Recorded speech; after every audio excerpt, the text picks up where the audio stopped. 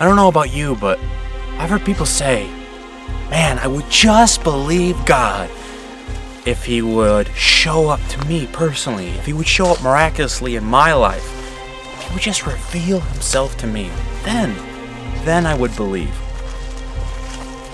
And if only He would just heal my mother of cancer, then I would know that He's really there and listening to my prayers. If only He would provide me with this job, then I will believe that He exists and that He really does want to provide for my needs. There's this thing in the human condition that we just want to know, but we want a sign. We want to see a little bit of evidence before we actually say, I'll believe that.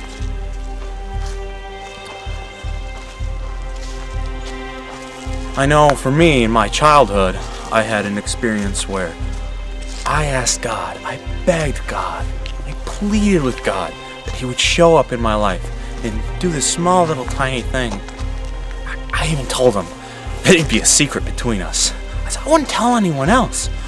No one else would have to know. This would just be God personally showing up in my life and revealing Himself to me. That I could know, that I could believe. Of course, God didn't do that.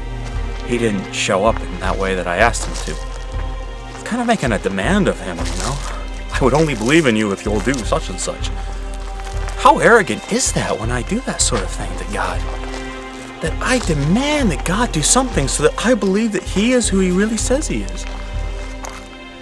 C.S. Lewis, in his book, God in the Dock, talks about this very thing.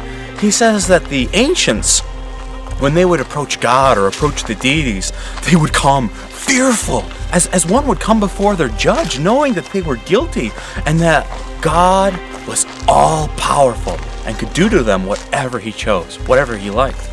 Modern man, it's like the roles are reversed.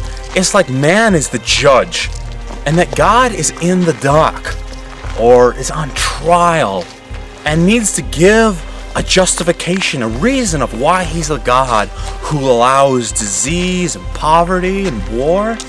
It's as if He has to give Him a reasonable defense for being God. And man is a kindly judge and will listen to God's case over why He should be allowed to even be God. How arrogant, how selfish that we should make such demands of God. Even if God did show up, I wonder, would we really believe Him even then? In the Old Testament, throughout the Bible, God shows up again and again and again. Delivers His people, the Israelites, out of bondage in Egypt. He comes and shows up in miraculous ways to guide them to the promised land, allows them to conquer, defends them from their enemies, and yet they grumble, murmur, complain, are disobedient. They choose not to believe. They choose to not put their faith and trust in God, in Yahweh. But even throughout the Gospels, when Jesus is there in flesh and blood, people doubt Him. They demand that He show them some kind of miraculous sign, and that then they'll believe in Him. What's Jesus' response? Jesus is like, you have Moses, you have the prophets, believe in them. Still, people would not believe. I wonder if today God would say to us, I gave you Jesus. Believe Him. Listen to Him. He's my Son. He died on the cross for you. Put your faith and trust in Him. But what is faith anyway? Faith is choosing to put my trust and my belief in something or someone, even though I do not have hard, firm, foundational evidence that I know for beyond a shadow of a doubt even that is going to happen.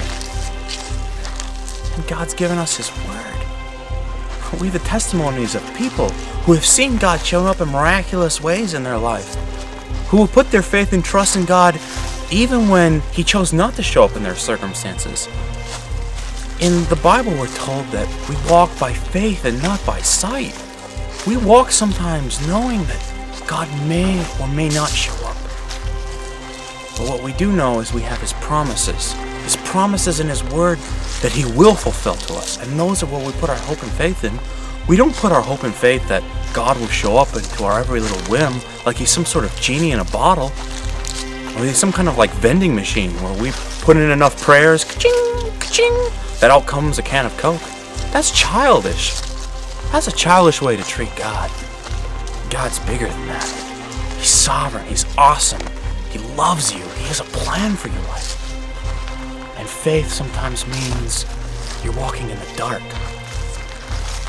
Sometimes faith means that you don't know the plan, that you don't understand what he's doing, but you still believe.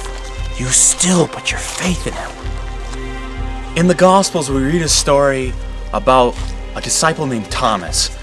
For some reason, he's never around when Jesus shows up to the other disciples after his miraculous resurrection from the dead. And Thomas refuses to believe the testimony of the other disciples. He refuses to believe that Jesus really has risen from the dead.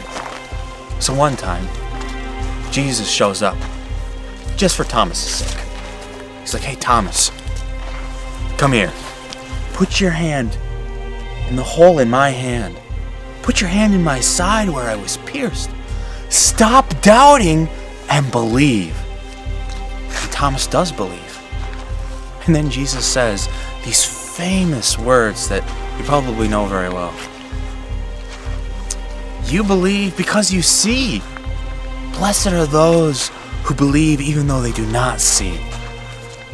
Blessed are those who believe even though they do not see. That's us he's talking about. People who don't have pillars of fire to lead them to the promised land. People who don't see the miraculous defense of a nation or the soft, gentle touch of Jesus as he opens a blind man's eyes.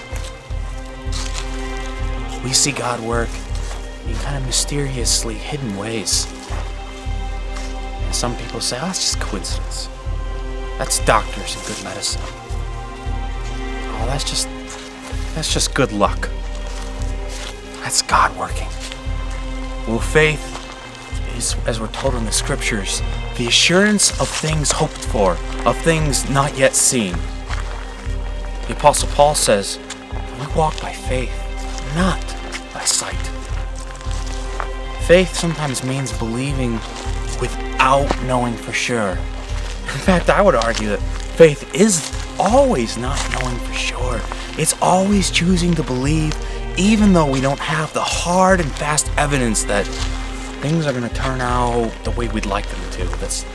Faith is believing even though there's room for doubt, even though there's a lot of uncertainties. That's what faith is. God is pleased by faith when we walk by faith and believe in him. And it's not like God is untrustworthy. God is faithful. Look throughout the Bible. Just notice just how faithful God is to his people. Notice just how faithful he is to his word, the fulfilling of his promises. It's amazing. It'll bolster your faith because you know that God is trustworthy, that you can put your faith and trust in him, and that he does what he says he will do. Maybe you want some modern day examples. Talk to some believers that you know.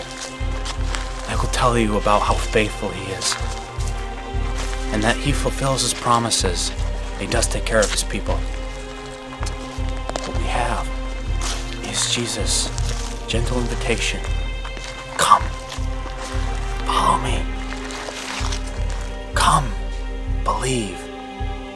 Blessed are those who do not see, and yet they still believe.